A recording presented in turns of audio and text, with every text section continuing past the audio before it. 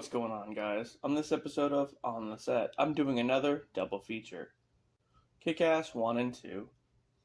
This one was a great film adaptation of a gruesome graphic novel about a kid who wondered what it would be like to be a superhero in real life.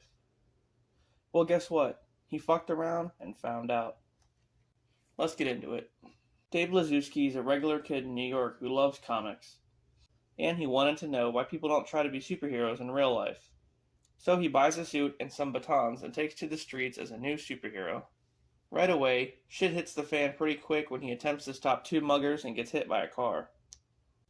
He's then rushed to the hospital with damaged nerve endings and broken bones. But after surgery, he's got a higher pain tolerance and durability due to all the metal now in his body. Later on, he saves a guy from getting jumped and ends up on YouTube. In the video, he's dubbed Kick-Ass and starts a MySpace page where people can request his help with various tasks. The first person to ask is Katie, a girl at school he has a crush on. She needs help with a drug dealer who's been harassing her. The Kick-Ass confronts him and is quickly outnumbered. But a young girl and her father, two other costumed heroes named Hit Girl and Big Daddy, show up and slaughter everyone. It's pretty brutal. We then get their backstory. Big Daddy was a cop who was framed by mob boss Frank D'Amico, which got him sent to prison. After he got out, learning that his wife killed herself, he trained his daughter Mindy to one day get revenge on Frank. The duo have been sabotaging Frank's drug operation that he runs out of his lumber warehouse, but Frank thinks the Kick-Ass is responsible. So he goes out and kills the guy dressed as him, thinking he's the real Kick-Ass.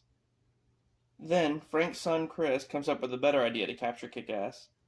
He poses as a new hero named Red Mist, who befriends Kick-Ass and lures him to the warehouse. But when they get there, it's burning down. Red Mist retrieves a stuffed animal from within that had a camera hidden inside, that reveals Big Daddy killing Frank's men and burning the warehouse down.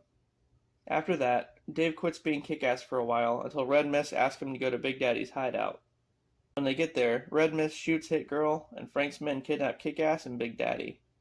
Then they start a live stream on the internet of the thugs kicking their asses while they're tied up. All of a sudden, Hit Girl shows up and kills all the thugs, but during the firefight, Big Daddy gets set on fire and dies. Vowing to take him down once and for all, Kick-Ass and Hit Girl storm Frank's penthouse. Hit Girl corners Frank and they have a scuffle, but she soon gets ambushed and trapped. That is, until Kick-Ass shows up with a jetpack fitted with miniguns, mowing down the remainder of the thugs. As Kick-Ass fights Red Mist, Hit Girl goes after Frank. She gets overpowered and almost dies, but Kick-Ass shows up and blasts him with a bazooka, blowing him up. Kick-Ass and Hit Girl fly away on the jetpack, and sometime later, Red Mist, now in a new suit, vows to get revenge. 4 years later, Kick-Ass starts training with Hit Girl. Chris has taken control of his father's criminal empire and has become a supervillain he calls the Motherfucker. He assembles a team of former assassins and hitmen to go after Kick-Ass. As this is going on, Marcus, who's Mindy's guardian, finds out that she's still being Hit Girl and bans her from fighting crime. Dave joins a superhero team called Justice Forever that he actually inspired, led by Colonel Stars and Stripes. Among the group is Dr. Gravity, Night Bitch, and some others, including Dave's friend Marty, who calls himself Battle Guy. Chris becomes more and more unhinged and breaks into the Justice Forever hideout, killing the Colonel.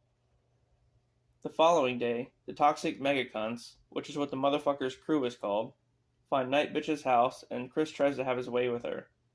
But he can't get it up, so he just has her beaten pretty bad.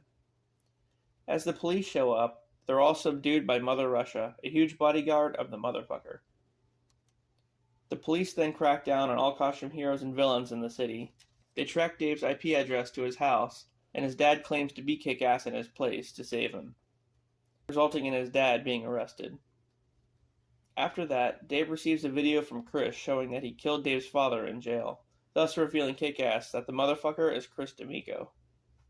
Sometime later, at Dave's father's funeral, the Toxic Megacunts show up and engage in a shootout, kidnapping Dave.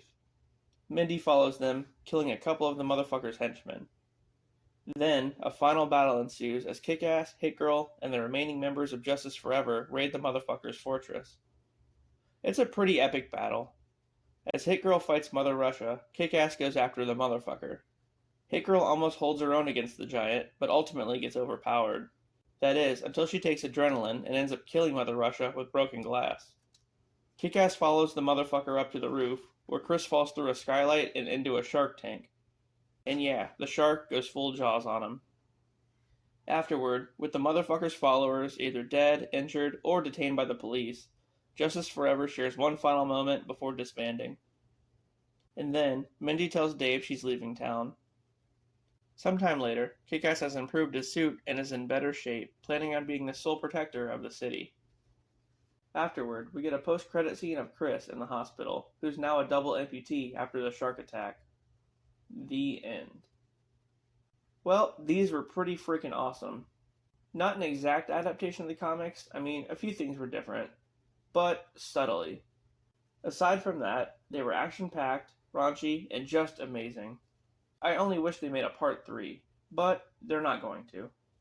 So, how about Jim Carrey as the Colonel, or Nick Cage as Big Daddy? Great stuff. Mark Strong was also a great bad guy. Oh yeah, and the motherfucker. I liked him, but that was a brutal ending. Anyway guys, I hope you enjoyed this double feature, and remember, superheroes just don't exist in real life. Oh, you don't believe me? Go out and try it for yourself. Alright, I'll see you later.